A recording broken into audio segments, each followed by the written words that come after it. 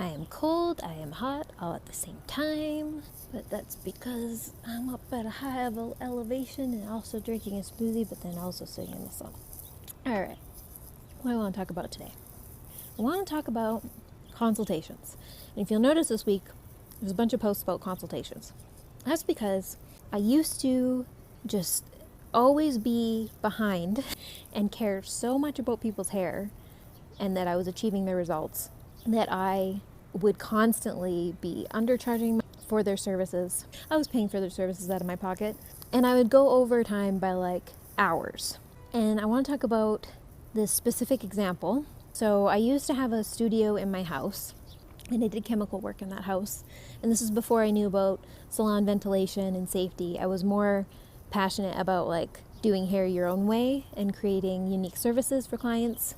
But I was just starting to implement some of these things, and I was fully aware that like consultations need way more time than like 20 minutes. Well, I had a brand new client who I knew I was going to be doing some chemical work on. And on her way to the appointment, she sent me a picture of what she wanted and was expecting. Now, she had a level 5 hair, and it had color on it. It was not virgin hair.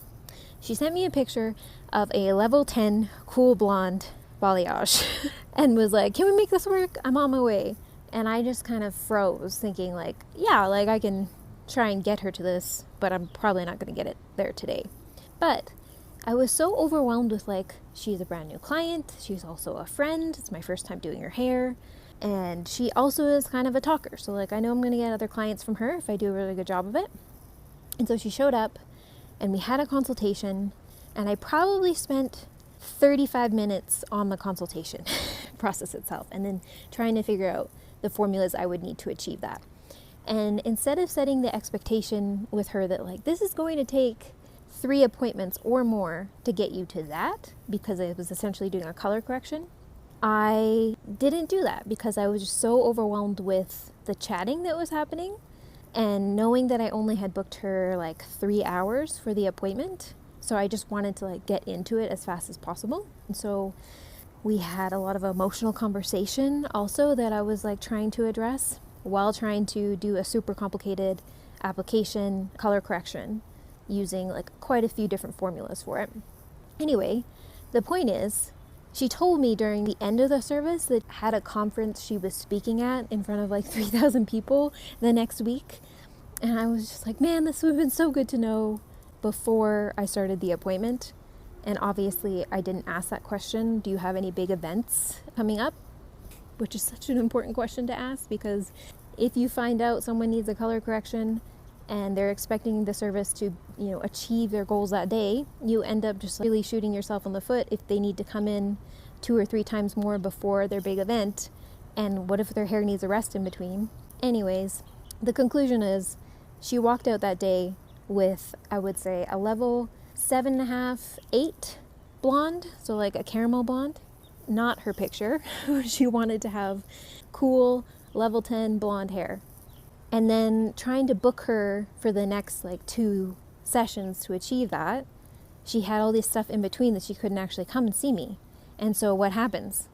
She ends up just going to another salon and getting a full color over all the work that I did because there wasn't that proper communication there. And there wasn't an expectation that I set for the service. So I actually that day ended up undercharging her by like hundreds of dollars because one, like I didn't meet her expectation. So I felt like it was my fault that I should have been able to get that hair to the level that she wanted in the one service. And so I take the hit. And then, like, on top of it, she goes to another salon just to have it covered. And so I just came to the conclusion after that service that, number 1, a consultation appointment needs to be separate from the service. Number 2, a consultation has to have more than, so what are we doing today? What do you think we want to achieve with this? It has to be a thorough consultation with a lot of questions where I document the answers, because a problem with free consultations, you tell them everything that they need to know and they don't write down anything. I cannot keep that information in my head. And like, how many times as a hairstylist have you accidentally asked the same question and you feel like an idiot because you're just like, I'm trying to listen, but I obviously like that, not retaining that information because I'm stressed out. Maybe you don't have a lot of time, so you're just trying to get through it. But if you properly document answers, you always have those to refer. So even if the person doesn't have the service that week, they maybe book in 2 weeks, you can review that service and know like exactly what your plan is. So I decided to actually create a list of questions, then write down the answers to that.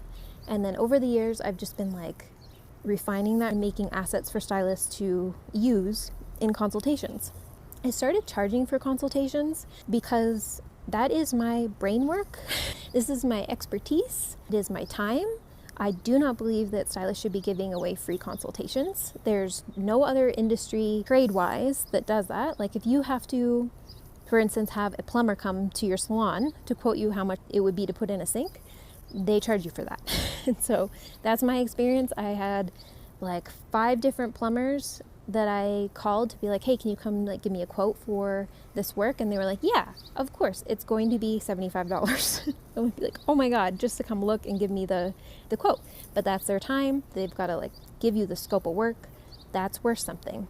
And so I decided that's what I would be doing with my hair services, is have a mandatory consultation services for chemical services where I could separate the time between the questions and the actual service. And I do this for a couple of reasons. It doesn't matter how experienced you are, who you are, where you work. It is always hard to tell a client the price of a service. I just think in school we're not really built to have this confidence. I just really think from the base of everything is broken, the way we charge. We're not taught how to charge for the value of the service.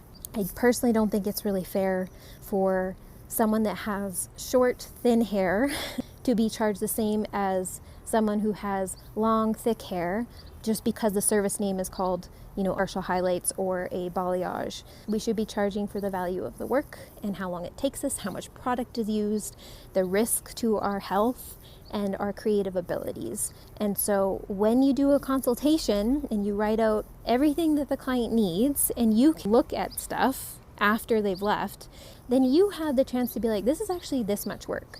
It's probably going to take me 2 appointments to achieve this. Put your services, put all that stuff in a line item on a chemical service quote. Take that chemical service quote, you give it to your client. They can look at like everything transparent. Oh, the person's like doing this, they're using this much product approximately.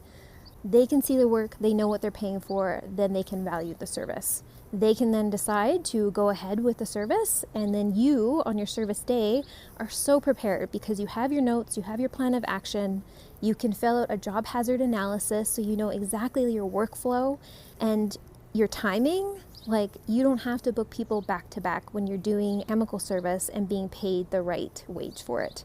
You can have basically one client replace 5 clients. If you're booking color services for like $60 and you have to do 5 of those in the day just to make a wage so that you're just like breaking even, you can stop working like that. You can end up booking 1 or 2 people in a day for a chemical service, have a large amount of flexibility in the way that you work throughout that day, so you're not like overexhausting yourself, not taking care of yourself during a service, and feeling rushed and overwhelmed because you know exactly the workflow. You know what you're doing because you've already talked to the person. You're not having to balance different tasks that you need to be going back and forth and feeling super overwhelmed. When you feel that way, you end up being unsafe and cutting corners and not taking care of yourself. And so I'm just trying to take out that and make it easier for stylists to learn a new workflow that actually is going to help them bring a lot of stress relief to the workplace and like take care of their body needs and take care of their client. So if you're an empathetic hairdresser that puts everything into your work and it like just kills you when something goes wrong, I promise you, if you learn how to charge for a consultation and then do this new workflow, you will really feel super in control of your chemical services. You'll feel more professional. Your clients will feel your confidence and they will build so much trust in you and so much respect for the work that you do. So I just want to let you know that that's why I'm making all the consultation stuff, is because it is the base of like a whole new way of working, which builds safety into your services. Being able to separate the quote from the consultation is wonderful. Like, I had a client a few years ago and I asked her, what's your budget? And she said, anything. And that's a really hard, like, I have nothing to anchor that to. I have no idea if I need to split this person's services up into different payments so that it makes it more affordable for them, or if I can just charge them up for the work. And even though there was no limitations in that service, like, I had a really hard time still telling her the value of the chemical services that she was requesting. If I had had a time in between that consultation and to like email her what I thought the work would actually be and show her line by line, breaking it down for her, that would have been way easier for me. And so I've built a chemical service quote so that stylists can do that. It just gives you a little bit of a boundary between the client, and then they know what they're paying for and you know the work that you're going to be doing. When you're done the service, you would use a chemical service invoice, which I've created, which is just so fantastic because you can build into your first quote flexibility. Sometimes when you get into hair, you didn't realize like, oh, I'm going to be using 5 batches of color when I thought I would only be using 3. Like, this person's hair is just super porous. You can build that like approximate thing in there so your clients know like, oh, it might be 1 or 2 bowls more or 1 or 2 bowls less. And so then you can, in the invoice part, show like, oh, it was 2, you can adjust it to 2 bowls more. Also, one little brief thing I'll just touch on. Clients don't typically get a patch test, and patch testing before chemical service is legally required. And let me explain that. In your MSDS, the chemical maker usually transfers the liability to the hairstylist if there's any reactions, especially if you did not do a patch test.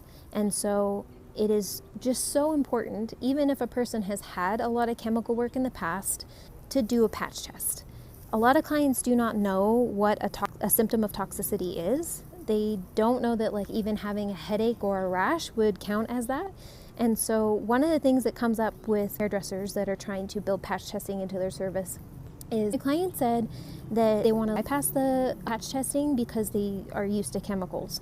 The thing is, the more chemicals you use, the more sensitization happens. And so actually, those clients are more at risk to having or developing a reaction to new chemicals because your body at some point might just be like, nope, and then have like a pretty serious reaction. So somebody asked me if they could just like have a waiver saying that they were bypassing the patch test. I just think from a safety standpoint, that is not a good idea. Everyone should have a patch test, regardless if you build a waiver for it. So if you also notice in some of the safety assets that I've created, safety and business, there is a client waiver where you actually have a section on that waiver that says you did a patch test, you mark your results and the date. And that is something that you would send with your chemical quote or after the client has agreed to go forward with the service. So during the consultation part, you do the patch test, note the results, and they can go forward with their chemical appointment. What if they have a reaction? Then you might want to switch to another chemical line and see if they have a reaction to that. All right, there is the lowdown on consultations and some of the assets that I built for it. The consultation guide, it's essentially a course, so please go take it. It's pay what you can afford right now on Gumroad, which is the platform I use to host some of the materials that I make.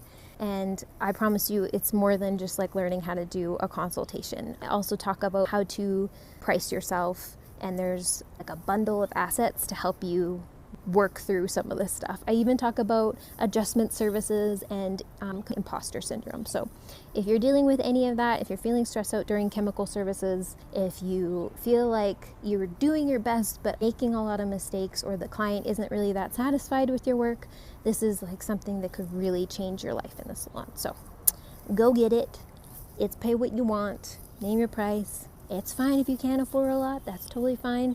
Any little purchase on Gumroad really helps me create more safety education. So I really appreciate the support. Thanks so much. Hope you guys have a great day. Bye.